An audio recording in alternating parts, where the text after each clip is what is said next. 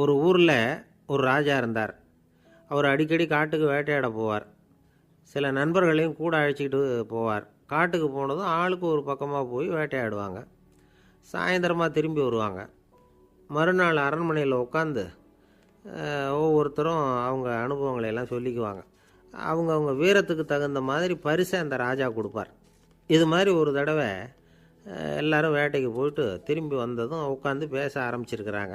ஒருத்தன் சொன்னான், தன்னுடைய வீர தீர செயலை பற்றி அளக்க ஆரம்பிச்சிட்டான். ஏன்னா அதுக்கு பரிசு கிடைக்க போகுதில்ல, அதனால்.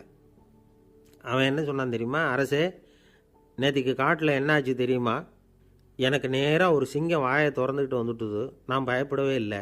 உடனே ஒரு கல்லை எடுத்து குறி பார்த்து வீசினேன். சிங்கத்து வாய்க்குள்ளே போய் அந்த கல் மாட்டிக்கிட்டுது. அவ்வளவுதான். அந்த சிங்கம் என்னை பார்த்துட்டு பயந்துட்டு ஒரே ஓட்டமாக திரும்பி ஓடி போயிட்டுது அப்படின்னா. ஆஹா பலே அப்படின்னு எல்லாரும் கை தட்டினாங்க. ரெண்டாவது ஆள் ஒருத்தன் எழுந்திரிச்சான். அவன் சொல்ல ஆரம்பித்தான், அரசே, நான் போன வழியில் 2 பெரிய மலைப்பாம்பு கிடந்தது. என்னை முழுங்கிறதுக்கு வந்தது. நான் என்ன பண்ணேன் தெரியுமா? அந்த 2 பாம்போட வாலையும் ஒன்றா சேர்த்து முடிச்சு போட்டுட்டேன். அவ்வளவுதான். அது அங்கே இழுக்க இது இங்கே இழுக்க முடிச்சு நல்லா இறுகி போட்டுது அப்படின்றான். ஆஹா அற்புதம்னு சொல்லி எல்லாரும் கை தட்டினாங்களாம். அடுத்தபடியாக 3வது ஆள் ஒருத்தன் வந்தான். அவன் சொல்ல ஆரம்பித்தான், மன்னா, நான் போன பாதையில் குறுக்க ஒரு ஆறு. அதில் இறங்கி குளித்தேன். யாரோ காலை பிடிச்சி இழுக்கிறது மாதிரி இருந்தது. திரும்பி பார்த்தா ஒரு பெரிய முதலை. நான் உடனே அப்படியே ஒரு துள்ளல் துள்ளி அது முதுகில் போய் உக்காந்துக்கிட்டேன். அதை அப்படியே கரைக்கு நீந்த வச்சேன். கரைக்கு வந்து சேர்ந்ததும் அப்படியே ஒரே துள்ளி குதித்து கரைக்கு வந்துட்டேன் அப்படின்றான். அவன் தன்னுடைய வீரத்தை அப்படி சொல்லியிருக்கான். அடடா எப்பேற்பட்ட வீரம் அப்படின்னு எல்லாரும் கை தட்டினாங்களாம். 4வது ஆள் எழுந்திரிச்சான். மன்னா, நான் போன இடத்துல ஒரு கரடி வந்து என்னை துரத்த ஆரம்பிச்சுட்டுது. நான் ஒரு மலை உச்சிக்கு வந்துட்டேன். அதுக்கப்புறம் ஒரு அடி எடுத்து வச்சாலும் அதில் பாதாளத்தில் விழ வேண்டியது தான். அந்த நேரம் பார்த்து ஒரு பெரிய ராட்சச கழுகு அந்த பக்கமாக பறந்து வந்தது. நான் உடனே அப்படியே உயர எழும்பி அந்த கழுகோட காலை பிடிச்சிக்கிட்டேன். அப்படியே தொங்கிக்கிட்டே வந்தேன். ஒரு நல்ல இடம் வந்ததும் தொப்புன்னு கீழே குதித்து நடந்து வந்துட்டேன்னா. இதுக்கும் எல்லோரும் கை தட்டுறாங்க. கடைசியாக ஒரு ஆள் எழுந்திரிச்சான். அரசே, நான் வந்து போன வழியில் ஒரு பெரிய யானை குறுக்க வந்தது. பயங்கரமாக சத்தம் போட்டுக்கிட்டே வந்தது. நான் பயந்து ஓடலை. உடனே என்ன பண்ணேன் தெரியுமா? அந்த யானையோட வாலை பிடிச்சி தூக்கினேன். தலைக்கு மேலே தூக்கி கரன்னு சுற்றினேன். வேகமாக சுற்றி வீசி எறிஞ்சேன். அவ்வளவுதான். அதே ஸ்பீடில் அந்த யானை மேலே போக ஆரம்பிச்சுட்டுது. இன்னும் கூட அது போய்கிட்டே தான் இருக்குது, கீழே விழவே இல்லைன்னா. இதை கேட்டதும் ராஜாவுக்கு கோபம் வந்துட்டுது. என்ன முட்டாள்னு நினச்சிக்கிட்டு பேசுகிறியா? யானையை வந்து நீ வாலை பிடிச்சி தூக்குன, அதை நான் நம்பணுமா அப்படின்னார். உடனே இவன் பணிவாக பதில் சொன்னான், அரசே, ஒரு சிங்கத்து வாயில் கல் மாட்டிக்கிட்டதை நம்புறீங்க, மலைப்பாம்பு வாலை பிடிச்சி முடிச்சு போட்டதை நம்புறீங்க, முதல்ல முதுகில் சவாரி பண்ணதையும் நம்புறீங்க, கழுகு காலை பிடிச்சிக்கிட்டு பறக்கிறதையும் நம்புறீங்க. அப்படி நம்புறப்போ நான் சொன்னதை மட்டும் நம்பக்கூடாதா அப்படின்னு கேட்டானான். பொய் சொன்னவங்கெல்லாம் தலையை தொங்க போட்டுக்கிட்டாங்களாம். ராஜா அவங்கள பார்த்து சொன்னாராம், நீங்கள் எல்லாரும் என்னை முட்டாளாக்கியிருக்கிறீங்க. கடைசியாக பேசின இவன் தான் எனக்கு உண்மை எது பொய் எதுங்கிறத புரிய வச்சிருக்கிறான். இவன் தான் உண்மையான தைரியசாலி அப்படின்னு சொல்லி அவனுக்கே பரிசெல்லாம் கொடுத்து பாராட்டினாராம். இப்படி ஒரு கதை.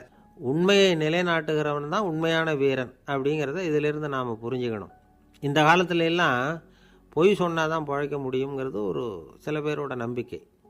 ஒரு அப்பாவுக்கு தன் மகனுக்கு பொய் சொல்ல தெரியலையேங்கிற கவலை.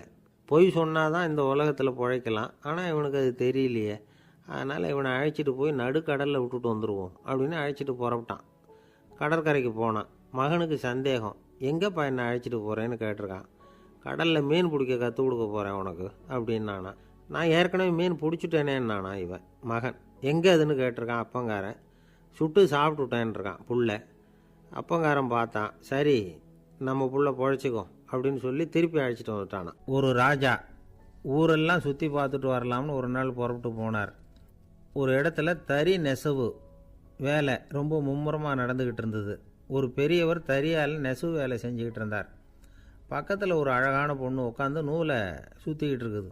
ராஜா அந்த பெரியவரை பார்த்து யார் இந்த பொண்ணுன்னு விசாரித்தார். ராஜா அப்படி கேட்டதும் அவருக்கு ரொம்ப பெருமையாக போயிட்டுது. ஏன்னா உட்காந்துருந்தது அவரோட மகள். அரசே, இது என்னுடைய மகள். இவ வேகமாக நூல் தெரிக்கக்கூடியவள். வைக்கோல் எடுத்து இவ தெரிச்சா கூட அது எல்லாம் பவுனழையாக வெளியில் வரும் அப்படின்னு ஒரு ராசி இவளுக்கு அப்படின்னு ரொம்ப பெருமையாக ராஜா கிட்ட சொன்னார். ராஜா இதை கேட்டதும் அசந்துட்டார். அப்படியா, இவ்வளவு அழகும் சாமர்த்தியமும் உள்ள இந்த பொண்ணு என்னோட வரட்டுமே, இவளை என் மருமகளாக ஆக்கிக்கிறேன் அப்படின்னார் ராஜா. அந்த பெரியவருக்கு ஒன்றும் புரியல. ஏதோ கொஞ்சம் பெருமையாக சொல்ல போவ அது இப்படி ஆகிட்டுதே அப்படின்னு கவலைப்பட்டார். இருந்தாலும் ராஜா பேச்ச தட்ட முடியுமா, மகளை அனுப்பி வச்சுட்டார். ராஜா அந்த பொண்ணை அரண்மனைக்கு அழைச்சிட்டு வந்தார். அங்கே ஒரு அறையில் வச்சு பூட்டி விட்டார். அந்த ரூமு நிறைய வைக்கோலை கொண்டாந்து போட்டு அடைச்சாங்க. 3 ராட்டைகள் வேறு வச்சுருந்தாங்க. நாளைக்கு பொழுது விடியறதுக்குள்ளே நீ இந்த வைக்கோலையெல்லாம் தங்க இழைகளாக மாற்றி காட்டணும். நாளைக்கு காலம்புறம் வந்து நான் இந்த அறை கதவை திறப்பேன். உன் தகப்பன் சொன்னது மாதிரி எல்லாம் தங்கமாக மாறி இருக்கணும், இல்லைன்னா நீ உயிர் தப்ப முடியாது அப்படின்னு உத்தரவு போட்டார். பாவம் அந்த பொண்ணு என்ன பண்ணும், பகல் பூரா அழுதுகிட்டே உட்காந்துருக்குது. ராத்திரி பூராவும் தூக்கம் வரல. மறுநாள் அதிகாலை நேரத்தில் யாரோ கதவை தட்டுற சத்தம் கேட்டுது. பயந்துக்கிட்டே கதவை திறக்கிறா. திறந்து பார்த்தா வெளியில் 3 அவலட்சணமான பெண்கள். ஒருத்திக்கு வந்து கால் அகலமாக முறை மாதிரி இருக்குது, இன்னொருத்திக்கு கட்டை விரல் கரண்டி மாதிரி பெருசாக இருக்குது, 3ஆவது பொண்ணுக்கு உதடு தடித்து ரப்பர் மாதிரி தொங்கிக்கிட்டு இருக்கு. யார் நீங்கள், உங்களுக்கு என்ன வேணும் அப்படின்னு கேட்குது இந்த பொண்ணு. நாங்கள் உங்களுக்கு உதவி செய்கிறதுக்கு தான் வந்திருக்கிறோம் அப்படின்னு சொல்லி உள்ளே வந்தாங்க. உட்காந்தாங்க. கொஞ்ச நேரத்துக்குள்ளே உள்ளே இருந்த வைக்கோலையெல்லாம் தங்க இழைகளாக மாற்றி கொடுத்துட்டு போயிட்டாங்க. காலையில் ராஜா வந்தார். பார்த்தார். ஆகா பேஷுன்னார். இன்னும் கொஞ்சம் வைக்கோலை கொண்டாந்து அந்த ரூமில் போட சொன்னார். இந்த வைக்கோலையும் இன்றைக்கி தங்கமாக மாற்றிவிடு, நாளைக்கு மறுநாள் உனக்கும் இளவரசனுக்கும் கல்யாணம்னு சொல்லிவிட்டார். இன்றைக்கி ராத்திரி அந்த 3 பொண்ணுங்களும் வந்தாங்க. வைக்கோலை பொண்ணு இழைகளாக மாற்றினாங்க, புறப்பட்டாங்க. இந்த பொண்ணு அவங்க காலில் விழுந்து வணங்கினா. என் உசுரை காப்பாற்றினீங்க, உங்களுக்கு நான் என்ன கைமாறு செய்ய போகிறேன் அப்படின்னா. பயப்படாத, நீ விரும்பினா எங்களுக்கு ஒரு உதவி செய்யலாம். உன்னுடைய கல்யாணத்துக்கு நாங்கள் 3 பேரும் வரோம். நீ எங்களை வந்து வரவேற்று ராஜாக்கிட்டேயும் இளவரசர்கிட்டையும் நாங்கள் வந்து உன்னோட பெரியப்பா பொண்ணுங்கன்னு சொல்லி அறிமுகப்படுத்தி வை, நாங்கள் விருந்து சாப்பிட்டுட்டு போயிடுறோம் அப்படின்னாங்க. ரொம்பவும் சந்தோஷமாக சரின்னு ஒத்துக்கிட்டா. கல்யாண நாள் வந்தது. கல்யாணம் ரொம்ப கோலாகலமாக நடந்துக்கிட்டு இருக்கு. எல்லா தேசத்து ராஜா ராணிகளும் வந்துக்கிட்டு இருக்கிறாங்க. அந்த 3 அவலட்சணமான பொண்ணுங்களும் வந்து சேர்ந்தாங்க. யார் இவங்கன்னு கேட்டார் ராஜா. என் பெரியப்பா பொண்ணுங்க அப்படின்னா அந்த பொண்ணு. காலும் உதடும் கட்டை விரலும் ஏன் இப்படி உங்களுக்கு அவலட்சணம் ஆயிட்டுது அப்படின்னு கேட்டார். அதுக்கு அந்த பொண்ணுங்க பதில் சொன்னாங்க. என்ன செய்கிறது, ஓயாமல் வைக்கோலை நூற்று ஒருத்தியோட கட்டை விரல் அப்படி கரண்டி மாதிரி ஆயிட்டுது. நாக்கில் தொட்டு தொட்டு திரிச்சதுனால ஒருத்தியோட உதடு அப்படி ஆயிட்டுது. காலால் கட்டையை அழுத்தி அழுத்தி தறி போட்டதுனால இன்னொருத்தையோட கால் அப்படி ஆயிட்டுது.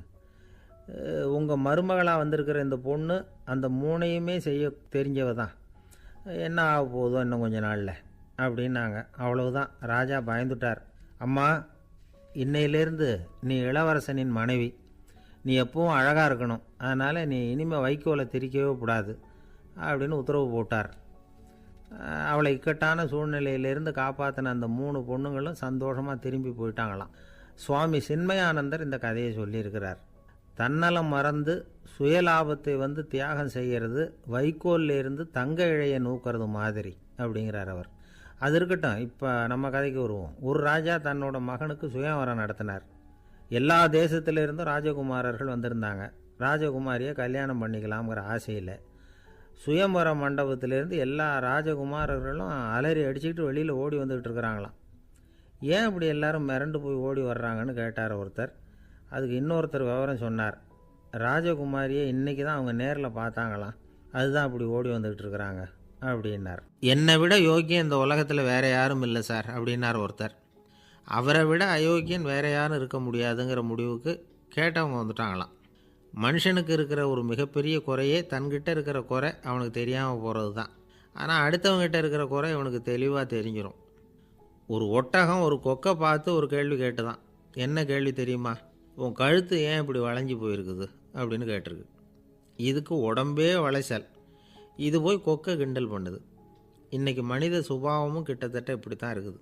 இந்த உலகத்தில் குறையில்லாத மனிதர்கள் யாரும் கிடையாது, நாம் உள்பட அப்படிங்கிறத முதல்ல நாம் நல்லா புரிஞ்சுக்கணும். ஒரு ஊரில் ஒரு விற்பனை நிலையம் இருந்தது. செல்ல பிராணிகளை விற்பனை செய்கிற நிலையம் அது. நாய், கிளி, பூனை இப்படி நிறைய வச்சு விற்பனை பண்ணிகிட்டு இருக்கிறாங்க. நாய்க்குட்டி விற்பனை செய்கிற பகுதியில் ஒரு சிறுவன் நின்றுக்கிட்டு இருந்தான். விற்பனை செய்கிற ஆளுகிட்ட விலை கேட்டுக்கிட்டு இருந்தான். அதோ இருக்குதே அந்த நாய்க்குட்டி என்ன விலை அப்படின்னு கேட்டானா. 1000 ரூபா அப்படின்னாரான். சரி அது வேணாம், இது என்ன விலைன்னு இருக்கான். 500 ரூபா அப்படின்னாராம். இந்த சின்ன பையன் கையில் வச்சுருந்தது வெறும் 50 ரூபா தான். அதனால் இதை விட குறைச்சலாக கிடைக்குமான்னு பார்த்துருக்கான். அந்த கடையில் ஒரு மூலையில் சரியாக கவனிக்கப்படாமல் ஒரு நாய்க்குட்டி படுத்து கிடந்தது. பாவமாக கத்திக்கிட்டு இருந்தது. அதை பார்த்ததுமே இவனுக்கு அது ரொம்ப பிடிச்சி போச்சு.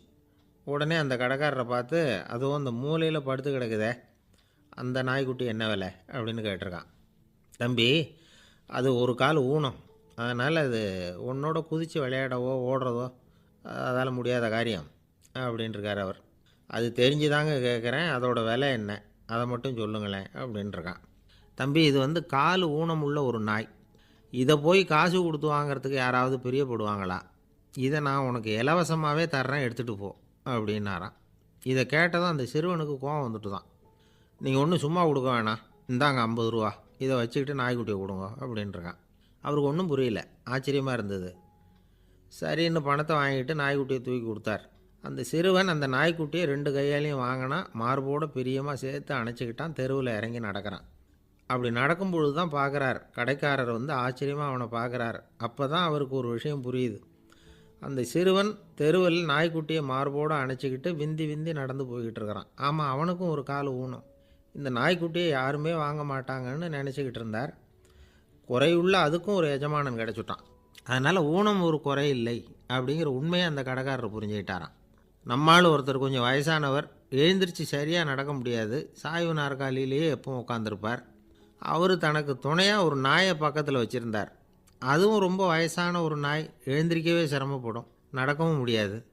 அவர் பக்கத்துலேயே இதுவும் சோர்ந்து போய் படுத்து கிடக்கும். அந்த பெரியவரை பார்க்க வந்த ஒருத்தர் கேட்டார், ஏங்க, ஒரு சின்ன பையனை உங்களுக்கு துணையாக வச்சுக்கப்படாதா? இந்த நாயை உங்களுக்கு பாதுகாப்பாக வச்சுருக்கிறீங்களே, உங்களுக்கு ஒரு ஆபத்துன்னா இது எப்படி உங்களுக்கு உதவ முடியும் அப்படின்னார். அப்போ அவர் சொன்னாராம், எனக்கு ஒரு ஆபத்துன்னா அந்த சமயத்தில் இந்த நாய் என்னை தனியாக விட்டுட்டு ஓடி போயிடாமல் இருக்கணும்ல, அதுக்காக தான் இதை நான் வச்சுருக்கிறேன் அப்படின்னாராம். கங்கை கரை தோட்டம் பக்கத்தில் ஒரு ஆசிரமம், அங்கே ஒரு பெரியவர் தங்கியிருக்கிறார். அவர் தான் ராமகிருஷ்ண பரமஹம்சர். அந்த ஆசிரமம் இருந்த இடம் கரக்பூர். வங்காளத்தில் பொதுவாக எல்லோரும் மீன் சாப்பிட்றது உண்டு. கங்கையில் குளிச்சுட்டு கையில் ஒரு மீனோடு வர்றது வழக்கம். இவர் இருக்கிற இடத்துக்கு கங்கையில் படகு வழியாக வரணும். அப்படி தான் எல்லோரும் வருவாங்க. வர்றவங்களை ஒன்று கூட்டி ஆன்மீக விஷயங்களை பற்றி பேசிக்கிட்டு இருப்பார். ஒவ்வொரு நாள் ஒவ்வொருத்தர் நகரத்துக்கு போகணும், வரும்பொழுது மீன் கொண்டுக்கிட்டு வரணும். அதுக்கு ஒரு அட்டவணையே உண்டு ஆசிரமத்தில். அது பிரகாரம் ஒரு நாள் சுவாமி யோகானந்தர் படகில் போனார். படகை செலுத்தினவங்க ராமகிருஷ்ணரையும் சுவாமி யோகானந்தரையும் மற்றவங்களையும் பித்தர்கள் அப்படின்னு சொல்லி ஏளனமாக பேசினாங்க. அவங்க என்ன பைத்தியம் பிடிச்சவங்க அப்படிங்கிறது மாதிரி. சுவாமி யோகானந்தருக்கு ரொம்ப மென்மையான இதயம். இவங்க இப்படி கண்ணாபின்னான்னு பேசுகிறத பார்த்தா மீனை வாங்கிட்டு திரும்புகிறப்போ என்ன நடக்குமோ அப்படிங்கிற பயம் வேறு வந்துட்டுது அவருக்கு. அவ்வளவு மென்மையானவர். இதை தெரிஞ்சுக்கிட்ட ராமகிருஷ்ணர், யோகானந்தா இங்கே வா அப்படின்னு கூப்பிட்டார். இவர் கண்ணீரை தொடச்சிக்கிட்டே கிட்ட போனார். சொன்னார், ஐயா, படகு ஓட்டுறவங்க உங்களை பற்றி மோசமாக பேசுகிறாங்க. என்ன திட்டினா பரவாயில்ல, ஆனால் உங்களை அவங்க திட்டுறாங்க, அதை என்னால் தாங்கிக்க முடியல அப்படின்னார். இதை கேட்டதும் ராமகிருஷ்ணருக்கு கோபம் வந்துட்டு தான். என்னது, உன்னுடைய குருவை பற்றி அவங்க மோசமாக பேசும்பொழுது நீ சும்மா இருந்தியா? வெளியில் போ அப்படின்னு விட்டார். குரு நிந்தனை செய்கிறப்போ அதை கேட்டுக்கிட்டு சும்மா இருக்கலாமா? குரு நிந்தனையை கேட்டால் பாவம் இல்லையா? என்னை தூற்றும்போது அவங்க வந்து பாவம் செய்கிறாங்க, அதை கேட்டுக்கிட்டு நீ சும்மா இருந்தால் நீயும் பாவம் செய்கிற அப்படின்னாராம். அடுத்த நாள் சுவாமி நிரஞ்சனானந்தர் போக வேண்டிய நாள். இவர் படகுல போகும்பொழுதும் அதே மாதிரி நடந்து தான். அவங்க மோசமாக பேச ஆரம்பித்தாங்க, திட்ட ஆரம்பித்தாங்க. அப்படி கேலி பண்ண ஒருத்தனை இவர் என்ன பண்ணார், பலார்னு கன்னத்தில் அரைஞ்சிட்டார். இன்னொருத்தனை கங்கையில் தூக்கி எறியறதுக்கும் தயாராகிட்டார். அதுக்கப்புறம் அவங்க யாரும் வாயை திறக்கலை. மீன் வாங்கிட்டு வர்றப்பவும் படகுல ஒரே அமைதி, அவ்வளவு பயம் அவங்களுக்கு. ராமகிருஷ்ணர் கூப்பிட்டு விசாரித்தார் என்ன நடந்ததுன்னு. இவர் சொன்னார், அவர் யோகானந்தா போகும்பொழுது என்ன நடந்ததோ அப்படியே தான் இப்போவும் நடந்தது.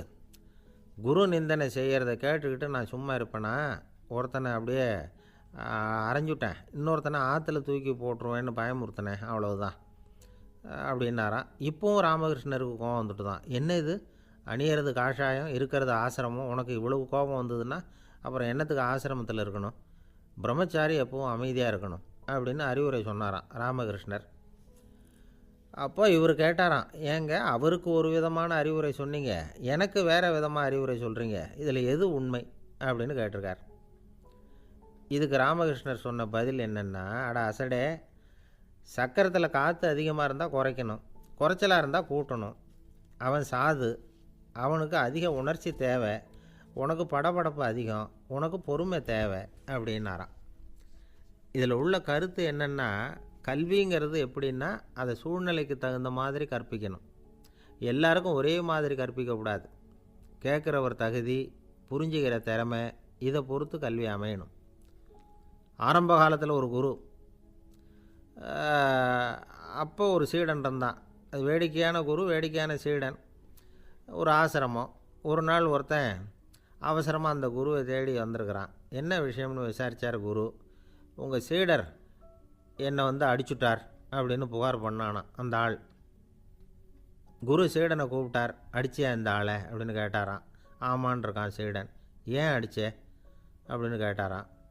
இந்த ஆள் உங்களை பற்றி மட்டமாக பேசிவிட்டான், என்னால் அதை தாங்கிக்க முடியல, அதனால தான் அடிச்சுட்டேன்ருக்கான். அப்படி என்ன பேசினான் அப்படின்னு கேட்டாரான். உன்னுடைய குருநாதர் இப்போல்லாம் அர்த்தமில்லாமல் பேச ஆரம்பிச்சுட்டார் அப்படின்னு சொல்லிவிட்டான், அதனால தான் அடிச்சுட்டேன் அப்படின்னானான். அதுக்காக அடித்தே அப்படின்னாரான். நான் அதுக்காக அடிக்கலை குருவே, இப்போல்லாம் நீங்கள் அர்த்தமில்லாமல் பேசுகிறதாக அவன் சொல்கிறான், அப்படின்னா இதுவரைக்கும் நீங்கள் அர்த்தத்தோடு பேசினதாகத்தானே அர்த்தம், அது தப்பு தானே, அதனால தான் அடித்தேன் அப்படின்னானான். ஒரு பெரியவர் உட்கார்ந்துருக்கிறார். அவரை சுற்றி அவருடைய தோழர்கள் உட்காந்துருக்கிறாங்க. ஏதோ ஒரு முக்கியமான செய்தியை அவர் அவங்களுக்கு சொல்லிகிட்டு இருக்கிறார். அவங்களும் ஆர்வமாக கேட்டுக்கிட்டு இருக்கிறாங்க. இந்த சமயத்தில் யாரோ ஒரு ஆள் வேகமாக அங்கே வர்றார். வர்ற வேகத்திலேயே எனக்கு ஏதாவது உதவி செய்யுங்க அப்படின்னு கேட்டுக்கிட்டே வர்றார். கேட்குறது உதவி, ஆனால் குரல் மிரட்டுறது மாதிரி இருக்குது, அதட்டி கேட்குறது மாதிரி இருக்குது. இதை கேட்டதும் அந்த பெரியவர் ஆத்திரப்படலை, ஆனால் அவரை சுற்றி இருந்தவங்க ஆத்திரப்பட்டாங்க. இதை பெரியவர் கவனித்தார்.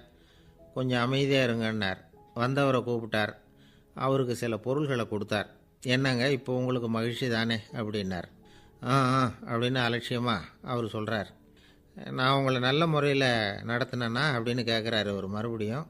அதெல்லாம் ஒன்றும் இல்லை அப்படின்னு சொல்லி அவர் சொல்லிகிட்டு இருக்கிறாரு. குரலில் கடுமை குறையில. சுற்றி இருந்தவங்களால் இதை பொறுத்துக்க முடியல. கோபத்தோடு அவரை நோக்கி நெருங்க ஆரம்பித்தாங்க. பெரியவர் அவங்களையெல்லாம் தடுத்து நிறுத்தினார். வந்தவரை வாங்க என்னோட அப்படின்னு சொல்லி அழைச்சிட்டு போனார். வீட்டுக்கு போனார். அங்கே போனதும் இன்னும் சில பொருள்களை எடுத்து அவர்கிட்ட கொடுத்தார். இப்போ திருப்தி தானே, நான் உங்ககிட்ட நல்ல முறையில் நடந்துக்கிட்டேனா அப்படின்னார். அவர் முகம் இப்போ தான் கொஞ்சம் மலர்ந்தது. ரொம்ப நன்றி, இறைவன் உங்கள் குடும்பத்துக்கு எல்லா நன்மைகளையும் செய்வான் அப்படின்னு சொன்னார். இதே வார்த்தைகளை என்னுடைய தோழர்கள்கிட்டே சொல்லிட்டீங்கன்னா அவங்க கோபம் தணிஞ்சிரும், வர முடியுமான்னார். கண்டிப்பாக வர்றேன் அப்படின்னாரு. மறுநாள் காலையில் அந்த இடத்துக்கு வந்தார். அதே மாதிரி சொல்லிவிட்டு அவர் போயிட்டார். தோழர்கள்லாம் ரொம்ப வியப்போடு பெரியவரை பார்த்தாங்க. அந்த பெரியவர் தான் நபிகள் நாயகம். அவர் சொன்னார், ஒருத்தன் ரொம்ப ஆசையாக ஒரு ஒட்டகத்தை வளர்த்துக்கிட்டு வந்தான். ஒரு நாள் அந்த ஒட்டகம் கயத்தை அறுத்துக்கிட்டு ஓடி போயிட்டுது.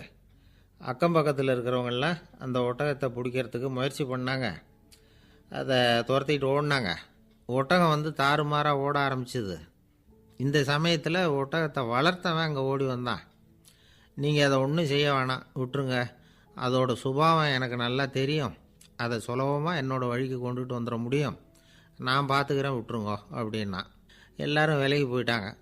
இவன் என்ன செஞ்சான் தெரியுமா? கொஞ்சம் புல்லை கையில் எடுத்துக்கிட்டு அந்த ஒட்டகத்தை நெருங்கினான். அவ்வளவுதான். அது ஓடி இவன் காலடியில் உட்காந்துக்கிட்டது. செல்லமாக அதை அப்படியே தடவி கொடுத்தான். முதுகில் ஏறி உட்காந்துக்கிட்டான். அது பாட்டுக்கு சாதுவாக நடந்து போகுது. இந்த கதையை நபிகள் நாயகம் தம்முடைய தோழர்களுக்கு சொல்கிறார். ஒட்டகத்தை மட்டும் இல்லை, சில மனிதர்களையும் கூட சில விதத்தில் அணுகி தான் அவர்களை சீர்திருத்த வேண்டியிருக்குது அப்படிங்கிறத அவங்களுக்கு உணர்த்தினார்.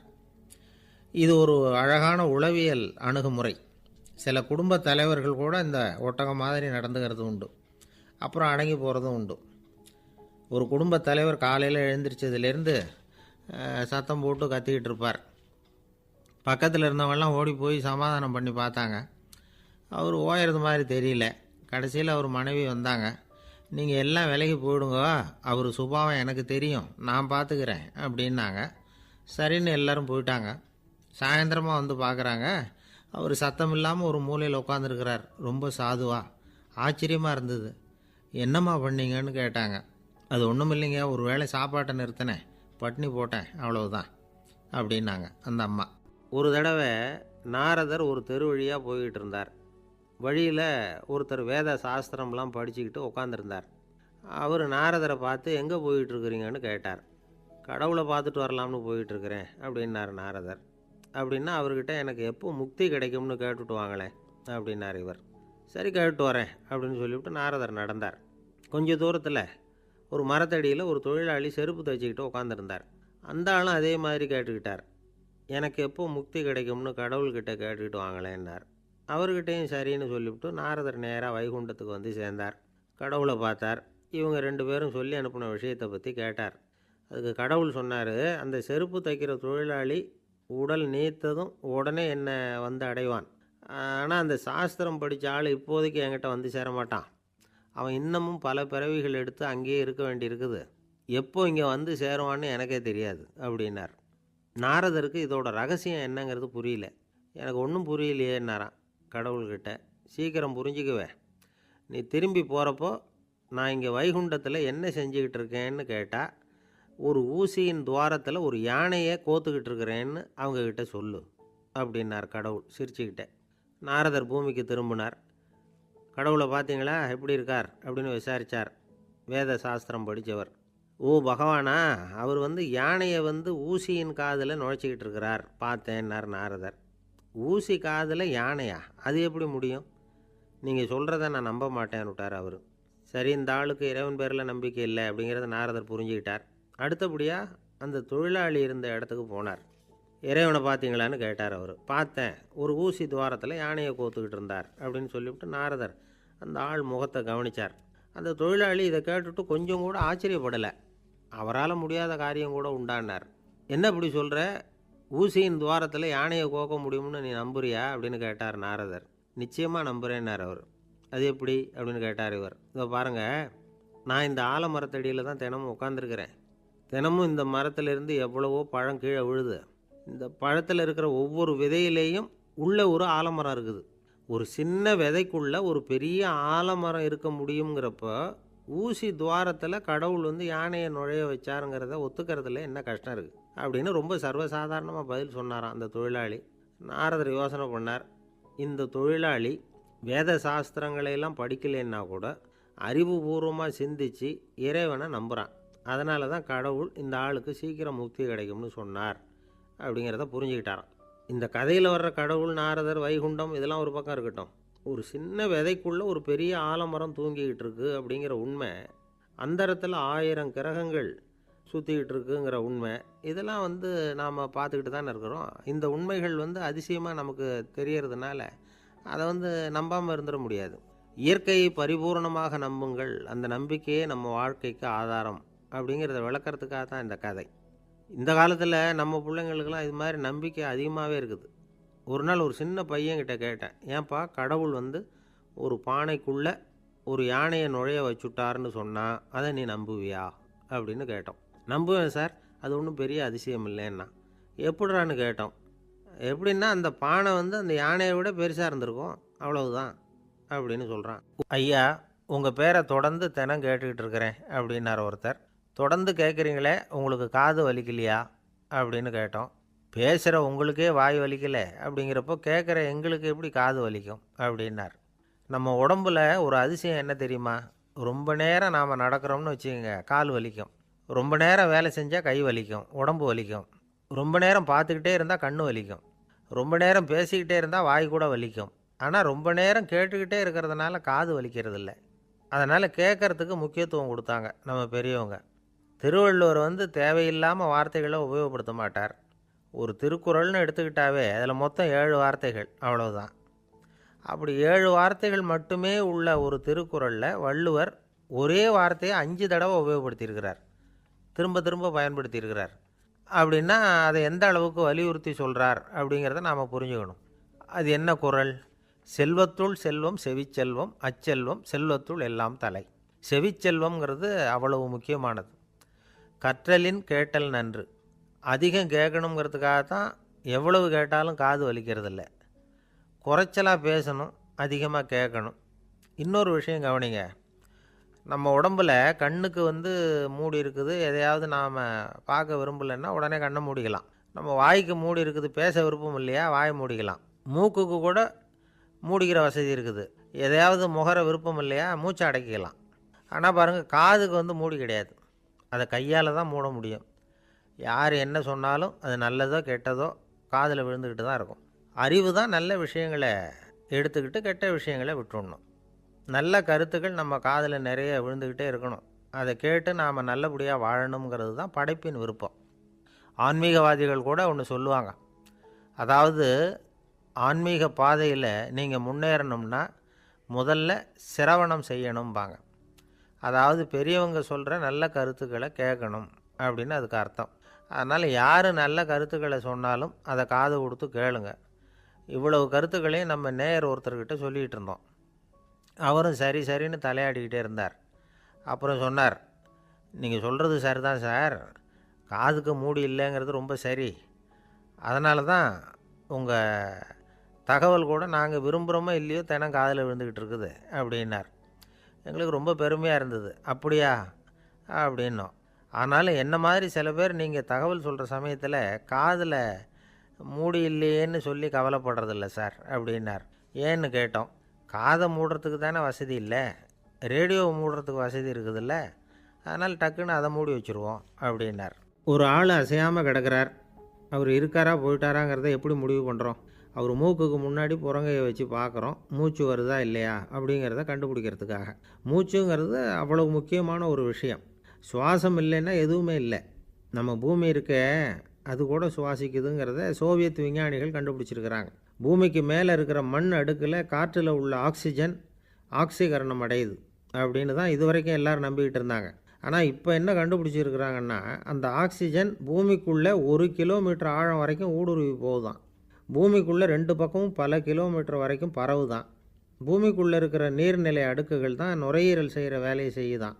நம்ம உடம்புல நுரையீரல் இல்லைன்னா ஒன்றும் நடக்காது. ஒரு மரத்தை தலைகீழாக தொங்க போட்டால் எப்படி இருக்கும்? அப்படி யோசிச்சு பாருங்கள். அப்படி தான் இதுவும், நுரையீரலும் அப்படி தான் இருக்கும். வலது பக்கம் ஒன்று, இடது பக்கம் ஒன்று. வலது பக்கம் நுரையீரல் கொஞ்சம் பெருசாக இருக்கும், நுட்பமான நரம்பு குழாய்கள் அதில் இருக்கும். கோடிக்கணக்கான நுண்ணிய குழாய்களை வச்சுக்கிட்டு தான் அது வேலை செய்யுது. 25 கோடி குழாய்கள் இருக்கும். அதை அப்படியே முழுசாக பிரித்து பரப்புனா ஒரு டென்னிஸ் கோர்ட்டில் பாதி பரப்பளவு இருக்குமா. நுரையீரல் நிறம் கருஞ்சிவப்பு தான். புகை அதிகமாக உள்ளே போச்சுன்னா அது கருப்பாயிடுது. காற்றுல உள்ள பிராணவாயுவை இது இழுத்து எடுத்துக்கிட்டு ரத்தத்தை சுத்தப்படுத்துகிற முக்கியமான வேலையை இது செய்யுது. அசுத்த காற்றை வெளியில் அனுப்பி வச்சுருது. ஒருத்தர் வேகமாக ஓடி வரார், அவருக்கு மூச்சு இறைக்கும். பயங்கரமாக எதையாவது பார்த்து விடுறார், உடனே மூர்ச்சை ஆகிடுவார். இது மாதிரி சமயங்களில் வேறு எந்த தூண்டுதலும் இல்லாமல் நுரையீரல் தானாகவே இயங்கும். இப்படி ஒரு அவசியம் ஏற்படுறப்போ இயக்கத்தை தூண்டி விடுற முக்கியமான இணைப்பு மூளைக்கு கீழே முதுகு எலும்புக்கு மேற்பகுதியில் இருக்குது. அது உடனே சுவாசத்துக்கு அவசர உதவியை கொடுக்குது. இப்போ ஒருத்தர் பேசாமல் உட்காந்துருக்கார். இந்த சமயத்தில் அவருக்கு 1 பங்கு காற்று தேவைப்படுதுன்னு வச்சுக்கோங்க. அவர் எழுந்திரிச்சு நடக்கும் பொழுது 1.5 மடங்கு தேவைப்படும். ஓடினார்னா 3 மடங்கு தேவைப்படும். படுத்துருக்கிறப்ப 1/2 மடங்கு தான் தேவைப்படும். இதுக்கு நிமிஷத்துக்கு 16 தடவை மூச்சு விட்டாகணும். இப்படி சாதாரணமாக உள்ளே இழுக்கிற காற்று கொஞ்சம்தான் இருந்தாலும் இது மாதிரி 8 மடங்கு காற்றை உள்ளே இழுத்து வச்சுக்கிற சாமர்த்தியம் நுரையீரலுக்கு இருக்குதான். தண்ணி, நுண்கிருமிகள், ரசாயன பொருள் இப்படி எது உள்ளே போனாலும் நுரையீரல் சமாளிச்சுக்கும். 30 வருஷமாக விடாத புகை பிடிக்கிறவர் தொடர்ந்து உள்ளே அனுப்பி வைக்கிற புகையை கூட சமாளிக்குதுன்னா பார்த்துங்களேன். உள்ளே போகிற புகை நுட்பமான சுவாச முடிச்சுகளை அழிச்சு விடுது. கறி புகை அது மேலே படிஞ்சு உபயோகம் இல்லாமல் பண்ணிவிடுது. ஆனாலும் தேவைக்கு அதிகமாக 8 மடங்கு கூடுதலாக சுவாச முடிச்சுகள் நம்ம உடம்புக்குள்ளே இருக்கிறதுனால சமாளிக்க முடியுது. சமாளிக்க முடியலன்னா சில சமயம் மூச்சு திணறும். அதை ஒரு எச்சரிக்கையாக எடுத்துக்கிட்டு புகை பிடிக்கிற பழக்கத்தை விட்டுடணும். அதுதான் நல்லது. ஆனால் அப்படி யார் விடுறது? இணை பிரியாத 2 நண்பர்கள் இருந்தாங்களாம். 2 பேரும் விடாமல் சிகரெட்டு குடிக்கிறவங்க. அதில் ஒருத்தன் செத்து போட்டான். இன்னொருத்தன் அதுக்கப்புறம் 2 சிகரெட்டாக குடிக்க ஆரம்பித்தானான். ஏன் இப்படி பண்ணுறேன்னு கேட்டிருக்காங்க. நான் ஒரு சிகரெட்டு தான் குடிக்கிறேன், செத்து போன என்னுடைய ஃப்ரெண்டு இருக்கானே செத்து போனவன், அவனுக்காக இன்னொரு சிகரெட்டு குடிக்கிறேன் அப்படின்னு நானா. இது ரொம்ப ஆபத்து, விட்டுடு அப்படின்னு சொல்லியிருக்காங்க. சரின்னு ஒத்துக்கிட்டான். ஆனால் அதுக்கப்புறமும் ஒரு சிகரெட் வீதமாக குடிச்சிக்கிட்டே இருந்தான். சிகரெட்டு பழக்கத்தை நீ இன்னும் விடலையான்னு கேட்டாங்களாம். அந்த பழக்கத்தை நான் எப்போவோ விட்டுட்டேன். இப்போ நான் குடிக்கிறது என் ஃப்ரெண்டுக்காக அப்படின்னு நானாம். இவங்கெல்லாம் எப்படி திருந்துறது? வங்க நாவலாசிரியர் சரத் சந்திரர் ஒரு நண்பர் அவர்கிட்ட வந்தார். வழக்கமாக எல்லா எழுத்தாளர்கள்கிட்டையும் கேட்குற ஒரு கேள்வியை கேட்டார். நீங்கள் எழுத்துத்துறைக்கு வந்தது எப்படி? இதுதான் கேள்வி. அதை தெரிஞ்சு என்ன பிரயோஜனம்னார் சரத் சந்திரர். சும்மா சொல்லுங்களேன், தெரிஞ்சுக்கிறேன் அப்படின்னார் வந்தவர். சரி சொல்கிறேன்னு ஆரம்பித்தார். நான் ரங்கூனில் வேலை பார்த்துக்கிட்டு இருந்தேன். சம்பளம் பத்தல. வேலையும் பார்த்துக்கிட்டு ஒரு பலசரக்கு கடை வைக்கலாம்னு நினச்சேன். என்னால் மளிகை கடை வச்சு சரியாக நடத்த முடியுமாங்கிற சந்தேகம் என் மனைவிக்கு. அதை சோதனை பண்ணி பார்க்கணுங்கிறதுக்காக சில பொருள்களின் அளவு, அதோட விலை, இப்படி சிலதை சொல்லி எல்லாத்தையும் மனக்கணக்காக கூட்டி போட சொன்னாங்க. என்னால் சரியாக கூட்டி சொல்ல முடியல. உங்களால் மளிகை கடை நடத்த முடியாதுன்னு சொல்லிவிட்டாங்க. உடனே என்ன பண்ணுறது, வேறு வழி இல்லை, கதை எழுத ஆரம்பிச்சிட்டேன் அப்படின்னார். கேட்டவருக்கு சிரிப்பு வந்துட்டு தான். சரத் சந்திரர் ஒரு பக்கம் சீரியஸான நாவல்கள், சிறுகதைகள் எழுதியிருந்தாலும் அவருடைய இன்னொரு பக்கம் வேறு விதம். நண்பர்கள்கிட்ட பேசும்பொழுதும் சரி, அவர்களுக்கு கடிதங்கள் எழுதும்போதும் சரி, கேலியும் கிண்டலும் நகைச்சுவை உணர்வும் அதிகமாக இருக்கும். காந்திஜி ஒரு சமயம் கல்கத்தாவுக்கு வந்திருந்தார். தேசபக்தர்கள் பல பேர் அவர்கிட்ட பேசிக்கிட்டு இருந்தாங்க. அப்போது சரத் சந்திரரும் அங்கே இருந்தார். கிரண் சங்கர் ராய் அப்படிங்கிறவரும் அங்கே இருந்தார். அவர் சொன்னாராம், காந்திஜியோட பழகிய முதல் வங்காளி நான் தான். போயர் யுத்த காலத்தில் இவர் லண்டனுக்கு வந்திருந்தப்போ என்கிட்ட தான் வங்காள மொழி கற்றுக்கிட்டார் அப்படின்னாராம். உடனே சரத் சந்திரர் காந்திஜியை பார்த்து, இவர் உங்களுக்கு வங்காள மொழி கற்றுக் கொடுத்தது உண்மைதானா அப்படின்னாராம். ஆமான்னாராம் காந்தி. அதனால தான் உங்களால் வங்காள மொழி கற்றுக்க முடியல அப்படின்னாராம். எல்லாரும் சிரித்தாங்களாம். சரத் சந்திரர் சாம்தாபேர் அப்படிங்கிற கிராமத்தில் தங்கியிருந்தார். ஒரு இலக்கிய நிகழ்ச்சியில் கலந்துக்கிறதுக்காக. அதுக்காக ஒரு கல்கத்தாவுக்கு போக வேண்டிய சூழ்நிலை. அதுக்காக புறப்பட்டார். அந்த சமயத்தில் பின்னாடி இருந்து யாரோ அவரை கூப்பிட்டாங்க. இப்படி கூப்பிட்டவரை பார்த்து இன்னொருத்தர் யாரோ அதட்டி இருக்கிறாங்க. போகிறவரை ஏன் இப்படி கூப்பிடுறீங்க அப்படின்னு. ஏன் கூப்பிட்டா என்னன்னு கேட்டிருக்கார் சரத் சந்திரர். புறப்படுறவங்கள பின்னாடி இருந்து கூப்பிடுறது அபசகுனம், போகிற இடத்துல ஏதாவது ஆபத்து வரலாம் அப்படின்னு அதுக்கு விளக்கம் கொடுத்துருக்கிறார் அவர். உடனே சரத் சந்திரர் சொன்னாராம், இதோ இவங்க என்னை இலக்கிய கூட்டத்துக்கு அழைச்சிட்டு போகிறாங்களே, இதை விட வேறு என்ன ஆபத்து வந்துட போகுது அப்படின்னாராம். இப்படி சரத் சந்திரருக்கு இயல்பாகவே நகைச்சுவை உணர்வு உண்டு. அவருடைய நண்பர் ஒருத்தர் வீட்டுக்கு கூப்பிட்டுருந்தார். அங்கே ஒரு கச்சேரிக்கு ஏற்பாடு பண்ணியிருந்தாங்க. சரத் சந்திரருக்கு இயல்பாகவே கச்சேரியில் நீண்ட ஆலோசனையெல்லாம் கேட்குறதுக்கு பொறுமை இருக்காது. அதனால் மெதுவாக பாட போகிறவர் எப்படி அப்படின்னு கேட்டிருக்கார். அவருக்கு ரொம்ப நல்லா பாட தெரியும் அப்படின்னு சொல்லியிருக்கிறாங்க. அதுக்கு சரத் சந்திரர், பாட தெரியுங்கிறது சரி,